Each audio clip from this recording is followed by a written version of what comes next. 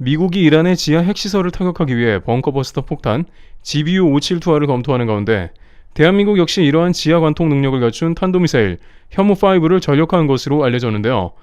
그런데 이러한 병기를 가진 한국이 중동에 미사일을 대량 수출하게 되면서 중국이 크게 화를 내고 있습니다. 실제 미국은 벙커버스터를 수출 금지품으로 하여 이스라엘에도 제공을 못하고 있는 상황인데 한국도 현무5를 개발 완료하면서 독자적으로 이런 무기가 있다는 게 주변국을 놀라게 하는 것이죠. 실제 수도권에서 평양 영변 강선 등 북한의 핵심 시설은 물론이고 더 넓은 영역도 타격이 가능합니다. 이러한 것을 판단한 다양한 국가에서 한국의 미사일의 우수성을 인정하고 수입을 진행하려고 하는 겁니다. 생각보다 빠르게 중동 지역을 비롯한 세계 각지에서 한국의 미사일을 구매하겠다고 나선 것입니다.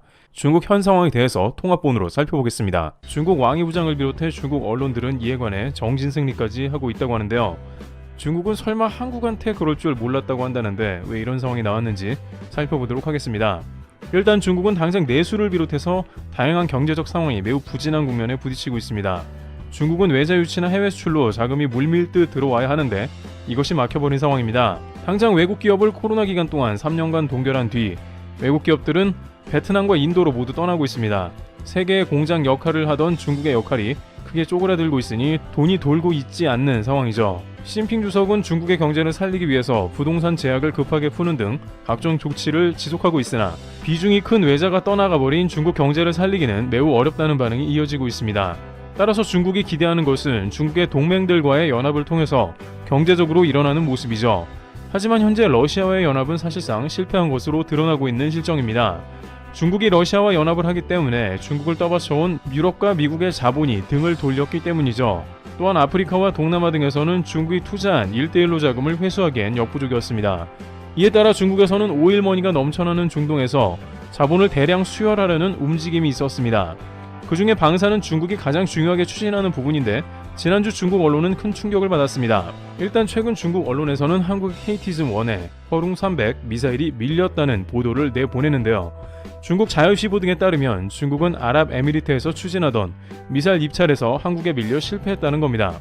그런데 여기서 놀라운 점은 KT즘에 관한 수주 소식은 아직 한국에 나오지도 않았다는 점인데 한국에서는 이미 작년에 아랍에미리트에 4조 원 천공투 수출을 비롯하여 다른 방산 소식도 충분히 많기 때문에 이러한 소식은 공식적으로 정해지지 않고서야 아직 다루지 않았다는 것이 관계자들 말입니다.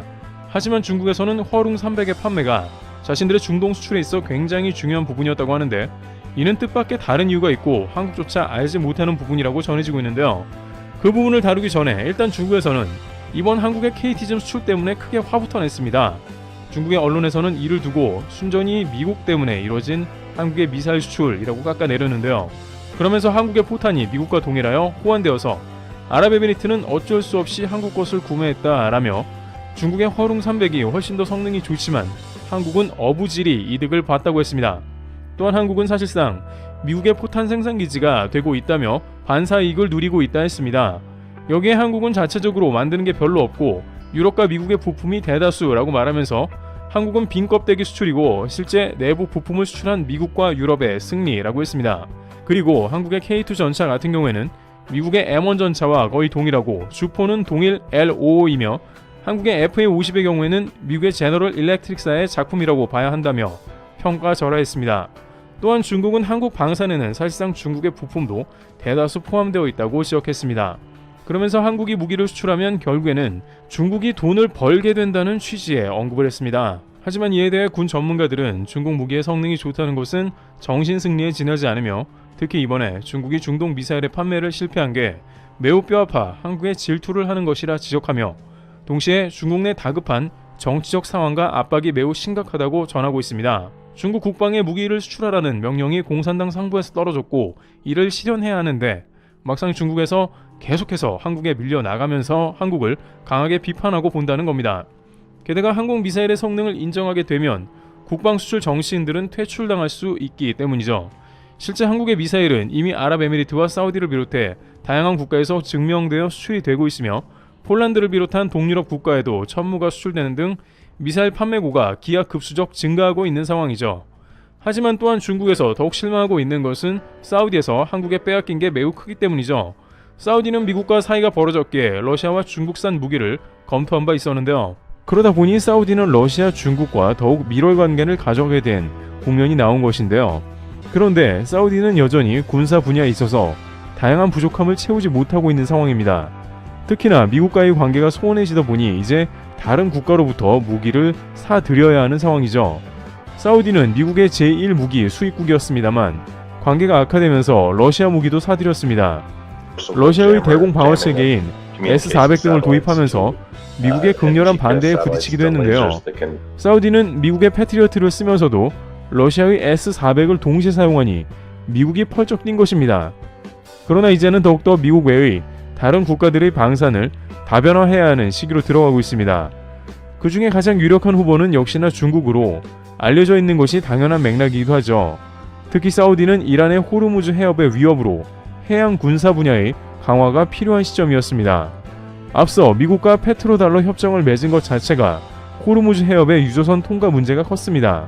자꾸 이란이 문제를 일으키니 미군이 아예 쿠웨이트나 사우디에 주둔하며 이를 커버해온 게 사실입니다.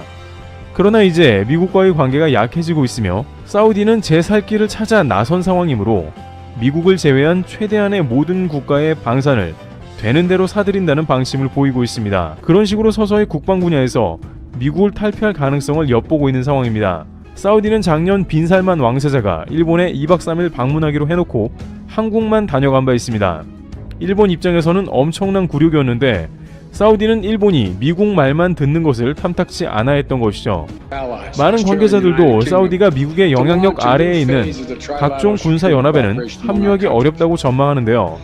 그러다 보니 사우디는 이제 중국까지 고려하면서 방산을 사들이는 방법을 고려하고 있습니다. 빈살만 왕세자는 강력한 왕권 통치를 선보이기 위해 앞으로 더욱 국방을 강화할 것이기 때문이기도 하죠. 또한 그러한 맥락에서 최근 사우디가 고려하는 것은 바로 해군 전력 강화라고 할 수 있습니다. 그런데 여기서 사우디는 해군 전력 강화를 위해 유럽과 러시아, 중국 등을 리스트업했습니다. 특히 호르무즈를 통과하기 위해서는 함정은 물론 잠수함까지 마련한다는 방침을 보이고 있습니다. 유럽은 프랑스, 독일, 스웨덴 등 기존의 잠수함 업체들이 사우디와 물밑 접촉 중으로 알려졌으며 중국도 그 대상으로 중국은 전 세계에서 가장 많은 함정을 보유하고 잠수함도 많기 때문이죠. 또한 중국의 조선소에서는 함정을 비롯해서 각종 선박을 빠른 시간 안에 만들어낸다는 장점이 있습니다.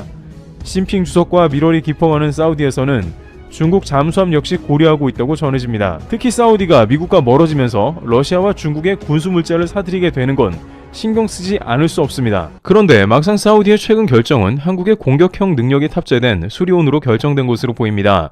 일단 중국에서는 황당한 게 사우디에서 별다른 통보 없이 한국의 헬기를 구매하려는 겁니다. 그런데 중국은 전혀 뜻밖의 이유로 한국의 헬기를 구매하는 것에 대해서 질색하고 있다는 것인데요.